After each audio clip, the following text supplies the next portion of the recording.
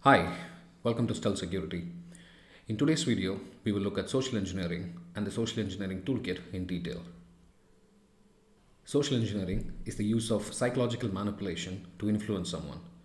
This is usually done to get sensitive information or make you do something that might not be in your best interest. Social engineering attacks prey on human emotions and trust. This makes them highly effective in tricking people into giving sensitive information.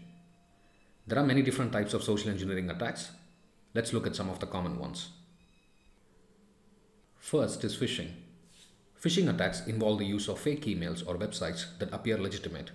For example, someone can clone a copy of Gmail and ask for your login information. This attack is commonly seen with bank websites and social media sites. Always double check the URL when you're entering login details or bank passwords. Next is pretexting. Pretexting involves creating a fake identity or story to manipulate someone. If you get a call saying it's from the bank and asks for your password or OTP, it's probably a pretexting attack. Finally, we have baiting attacks. Baiting attacks offer you something desirable, in most cases money. This is again to lure individuals into giving up sensitive information.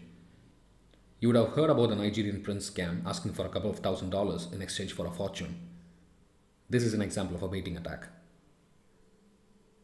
If you want to ethically perform a social engineering attack on your client or their business, you can use the Social Engineering Toolkit or SET. SET is a collection of tools and resources that you can use to execute and test social engineering attacks. Using SET, you can send simulated phishing emails, use pretexting scripts to create fake but believable stories to trick people, bait users with fake promotions or offers to lure them into giving sensitive information. SET is a great tool for internal auditing, but it is also used by malicious attackers. If you do a pen test for a client, always include social engineering auditing as well. People are the weakest link in every security framework. I'll also do a detailed walkthrough of SET in a later video. So how do we defend against social engineering attacks? Here are a few things you can do. Always be skeptical of random requests for sensitive information, whether it's via email, phone, or in person. Verify the identity of the site or individual before sharing any information. Use strong and unique passwords for all accounts. Enable two-factor authentication whenever possible. Educate yourself and others on the tactics used in social engineering attacks. If done right, social engineering is very effective. This also makes it one of the most dangerous cyber attacks.